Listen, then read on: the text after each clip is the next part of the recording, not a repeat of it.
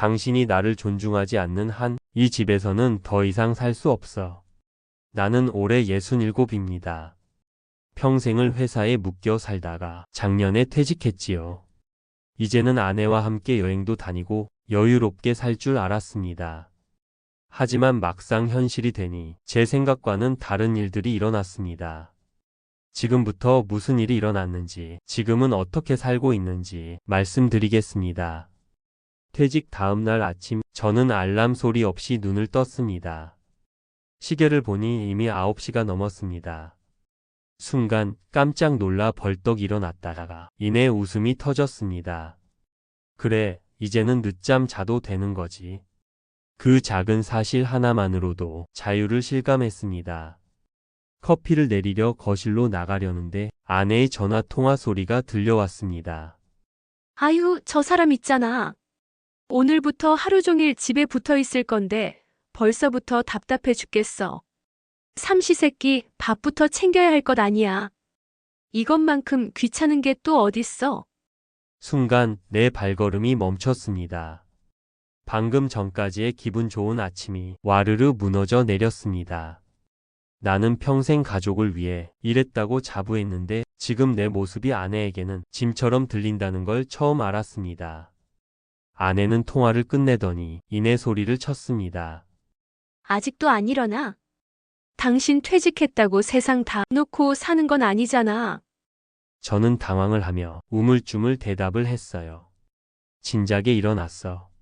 근데 평생 새벽마다 일찍 일어났으니 이제 좀 쉬어도 되지 않나? 왜 그러는지 말하면서도 눈치가 보였어요. 하지만 그때부터였을까요? 아내의 눈길이 제게 머무는 시간이 늘어났고 그 안에는 묘한 불편함이 배어 있었습니다. 거실 소파가 편해서 소파에 앉아 있는 시간이 길어졌습니다. 신문도 읽고 TV도 보고 가끔은 졸기도 했지요. 그런데 아내는 그 모습을 곱게 보지 않았습니다. 제가 소파에 앉아 있을 때마다 슬쩍 지나가며 중얼거렸습니다. 저 소파가 당신 자리야 뭐야? 혹은 하루 종일 앉아 있으니 쿠션이 다 꺼지겠네. 그 말들이 농담인지 진담인지 애매했습니다. 저는 애써 대꾸하지 않거나 일부러 가볍게 농을 던졌습니다. 아이고, 이 집은 이제 내가 지키는 거지. 보안관이라고 불러도 되겠네. 하지만 웃음으로 넘기려던 제 마음과 달리 아내의 얼굴에는 피식 비웃음이 스치곤 했습니다. 갈등의 씨앗은 이렇게 아주 작고 사소한 말에서 비롯되었습니다. 어느 날은 제가 직접 빨래를 해보겠다며 세탁기를 돌렸습니다. 회사 다닐 땐 항상 바빠서 집안일을 도와주지도 못했는데 이제는 저도 도와야겠다는 마음이 들어 나선 거였지요. 그런데 아내가 세탁기를 열어보고는 얼굴이 굳었습니다. 아이고, 이걸 흰 거랑 색깔 있는 걸 같이 넣으면 어떡해. 이러다 옷 다 버리겠네. 괜히 손대지 말고 그냥 놔둬. 내가 좀 도와주려던 거지 그렇게까지 뭐라 할 건 없잖아. 제가 조심스레 말했지만 아내는 이미 제 말은 들으려고 하지 않았습니다. 마치 저를 서툴고 귀찮은 사람으로 취급하는 것 같았습니다. 그뿐만이 아니었습니다. 아침마다 차려진 밥상을 함께 둘러앉는 일도 점점 불편해졌습니다. 저는 느긋하게 아침밥을 먹고 신문을 펼치는 게 하루의 소소한 낙이었는데 아내는 늘 바쁘게 움직이며 싱크대를 정리했습니다. 신문은 좀 나중에 보면 안 돼. 밥상 치우는데 걸리잖아. 이 말에 저는 순간 목이 막히는 것 같았습니다. 평생의 습관처럼 밥 먹으며 신문을 보던 저였는데 그것조차 아내의 눈에는 불편한 행동이었던 겁니다. 아침 햇살이 유난히 따뜻하던 날이었습니다. 괜히 기분이 좋아진 나는 아내에게 조심스레 말을 건넸습니다. 여보, 오늘은 같이 산책이나 갈까? 날씨도 좋은데.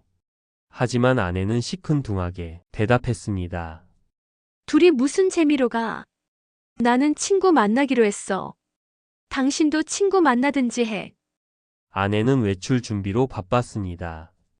저녁은 집에서 먹을 거야? 안방에서 신문을 보던 저는 아내에게 물어봤습니다. 하지만 제 말은 허공을 떠돌고 있었습니다.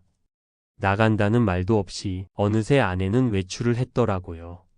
몇 시간이 흐른 뒤 아내에게 전화가 걸려왔습니다.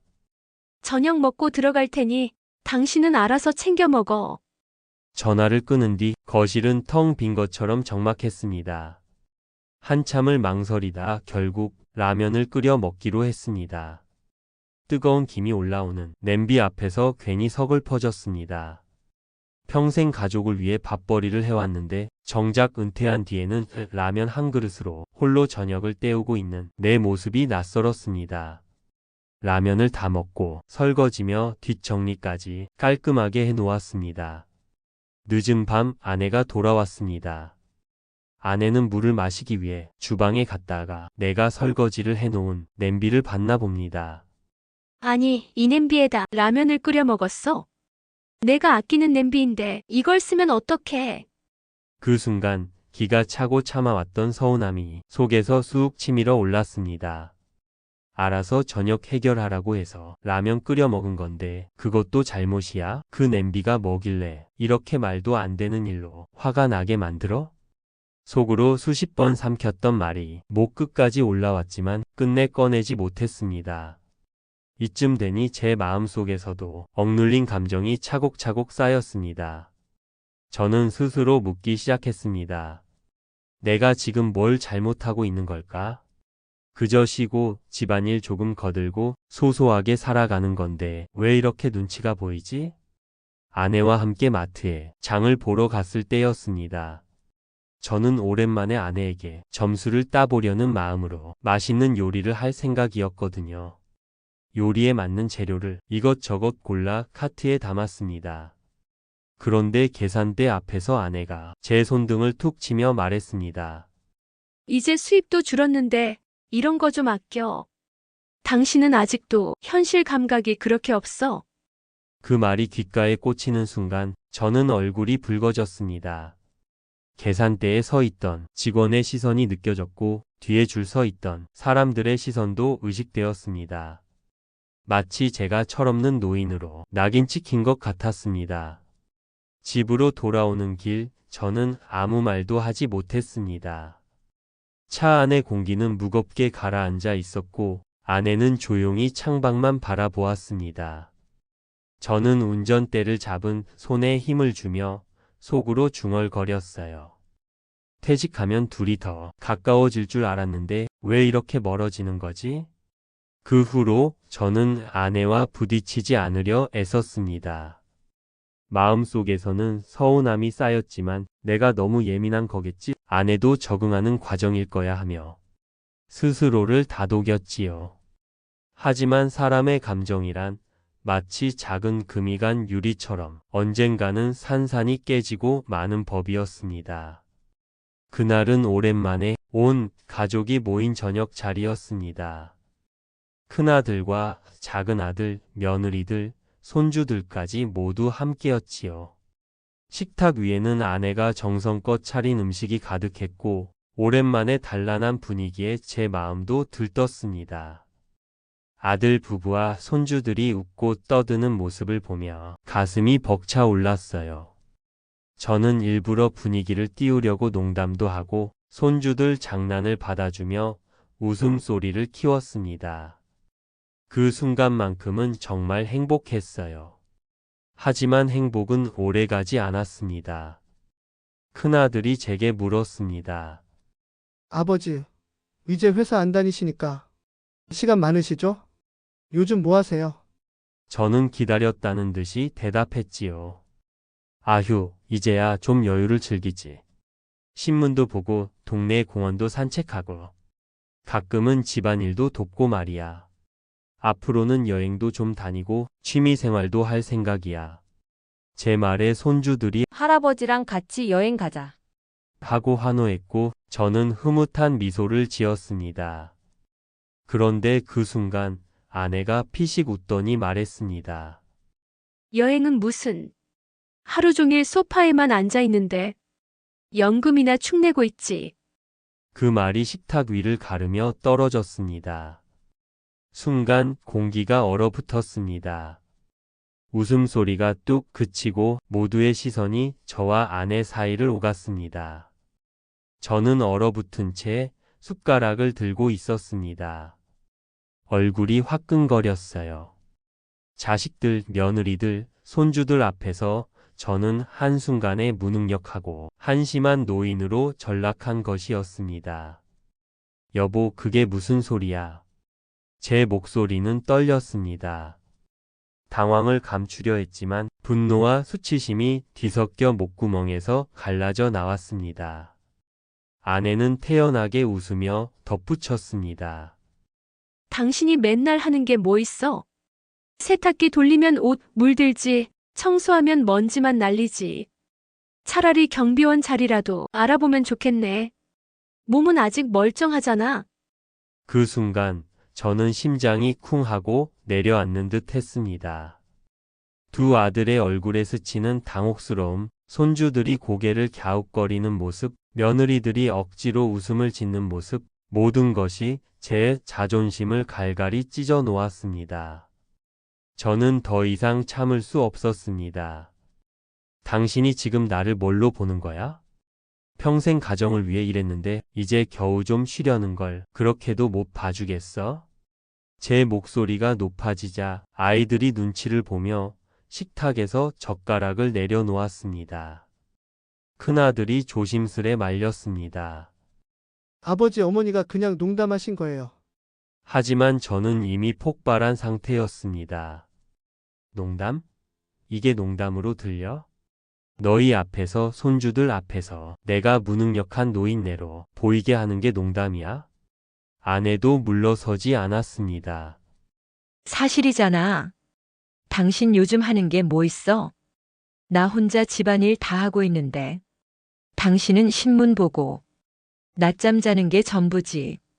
그 말에 저는 숨이 턱 막혔습니다. 아내의 말 한마디 한마디가 비수가 되어 가슴에 꽂혔습니다. 평생 일터에서 제 나름대로 인정받으며 살아왔는데 이제는 제 가장 가까운 사람조차 저를 무가치한 존재로 취급한다니. 분노와 서러움이 뒤섞여 저는 자리에서 벌떡 일어났습니다.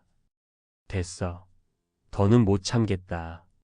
내가 이 집에서 이런 존재인지 오늘 확실히 알았어. 식탁 위에 숟가락들이 덜컹거리며 부딪혔습니다.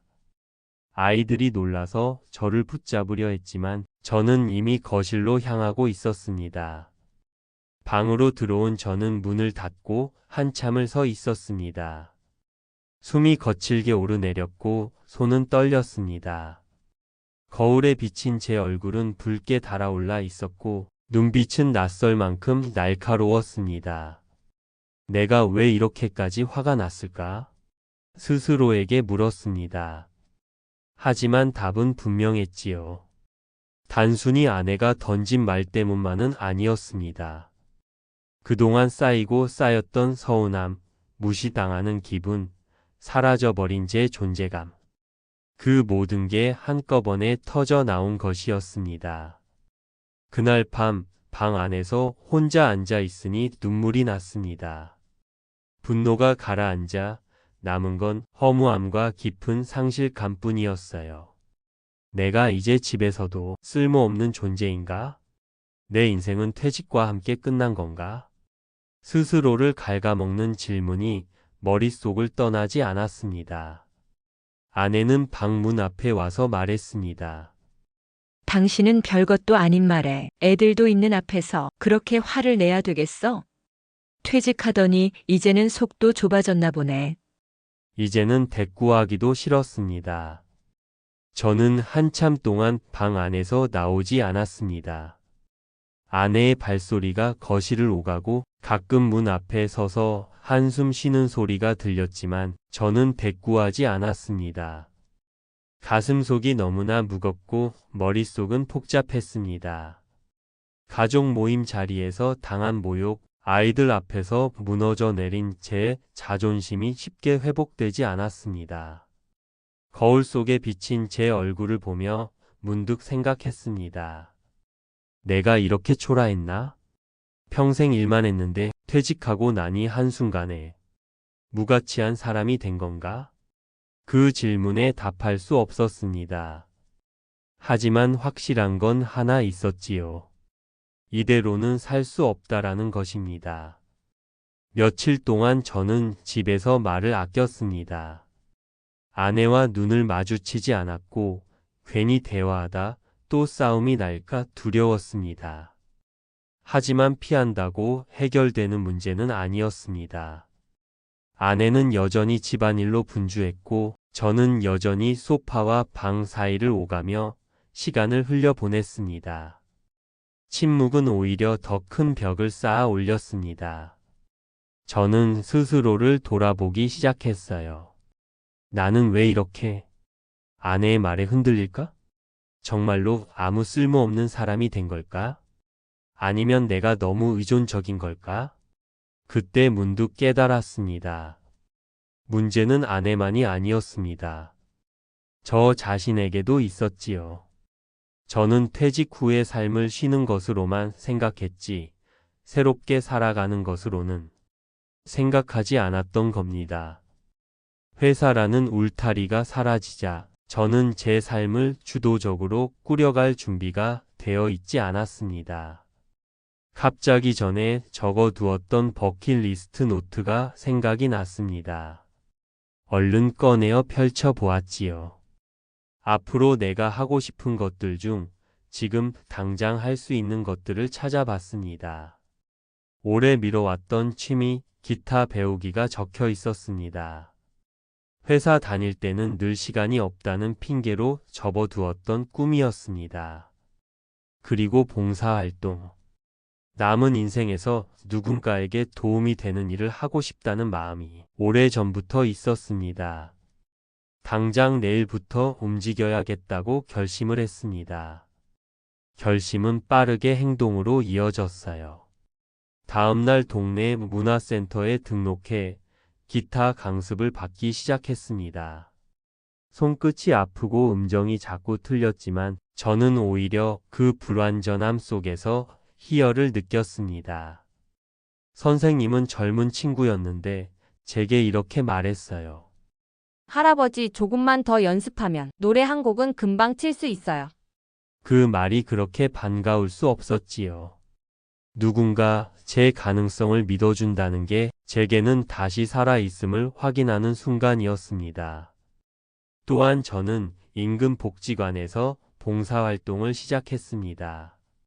저보다 나이가 더 많으신 분들에게 도시락을 배달하는 일이었는데 처음에는 어색했지만 곧 익숙해졌습니다. 도시락을 받아든 어르신들이 고맙다고 말할 때 제 가슴이 뭉클했습니다. 누군가에게 여전히 필요한 존재라는 사실, 그것이 제 자존심을 다시 세워주었습니다. 이런 변화를 보면서도 아내는 못마땅해 했습니다. 나가서 기타를 배운다고. 쓸데없이 그런 건 배워서 뭐하게. 봉사활동? 집안일이나 도와, 나가지 말고. 끊임없이 상처가 되는 말을 이어갔습니다. 그 말이 처음엔 다시 상처가 되었지만 이번에는 예전처럼 무너지지 않았습니다. 저는 차분히 대답했지요. 당신이 뭐라고 해도 나는 이제 내가 하고 싶은 걸 할 거야. 아내는 순간 말문이 막힌 듯 고개를 돌려버렸습니다. 가장 중요한 결심은 바로 아내로부터의 독립이었습니다. 아내 곁에서 끊임없이 무시당하며 사느니 차라리 혼자라도 제 삶을 온전히 살아보고 싶었어요. 있던 정마저 떨어질 지경으로 아내의 무시는 노골적이었고 67년 평생을 알고 같이 지내온 아내가 아닌 모습으로 변해 있었어요. 집을 정리하고 제 몫의 재산을 나눠 가진 뒤 작은 원룸으로 나와 살기로 마음먹었습니다. 아내에게 나의 독립을 말하고 재산 분할에 대해서도 말을 했습니다. 아내의 반응은 냉담했습니다. 혼자 사는 게 쉬운 줄 알아? 나 없으면 밥도 못하는 양반이. 어디 나가서 혼자 잘 살아봐라. 아내는 제가 진짜로 독립을 할 줄 몰랐나 봅니다. 처음 짐을 싸던 날 아내는 놀란 듯 물었습니다. 정말 나갈 거야? 당신 지금 감정적으로만 움직이는 거 아니야? 저는 차분하게 대답했습니다. 아니, 감정이 아니라 결심이야. 당신이 나를 존중하지 않는 한 이 집에서는 더 이상 살 수 없어. 그 말에 아내는 아무 대답도 하지 않았습니다. 다만 돈 걱정을 하더군요. 바깥 일을 해 본 적 없는 자신이 돈 떨어지면 이제 어떻게 하느냐고요. 그건 이제 제 소관이 아니지요. 제 옆에서 신세한탄처럼 말하고 있는 아내의 말을 무시해 버렸습니다. 저는 그렇게 아내로부터 독립을 했습니다. 혼자가 된 첫날 밤, 원룸의 낯선 천장을 바라보며 누웠는데 쉽게 잠이 들지 못했어요. 하지만 이상하게도 두렵기보다는 설렘이 큰 마음이었지요. 마치 다시 20살 청년으로 돌아가 인생을 새롭게 시작하는 기분이었습니다. 이제 저는 제 삶을 제 손으로 만들어 가려 합니다. 처음엔 모든 게 낯설고 어설퍼서 밥 짓는 것조차 실수투성이었습니다. 하지만 스스로 하나하나 배워가며 손에 익히고 재미를 느끼니 실수를 해도 웃음이 나오고 또 금방 배워나갔어요. 저의 독립을 걱정하던 두 아들은 전보다 더 연락을 하고 안부를 물어왔습니다. 아무래도 혼자 있는 제가 마음에 쓰였나 봅니다. 하지만 저의 달라진 말투와 음성으로 인해 두 아들은 이제 걱정 대신 저의 독립을 응원하고 용기의 박수를 보내고 있습니다. 퇴직과 독립은 제 인생의 두 번째 시작이었습니다. 저는 더 이상 아내의 눈에 거슬리는 사람도 연금만 축내는 사람도 아닙니다. 저는 제 삶을 스스로 선택하고 살아가는 자유로운 사람입니다. 그리고 언젠가 아내가 제게 다시 손을 내밀 날이 오더라도 저는 그때 당당히 말할 수 있을 겁니다.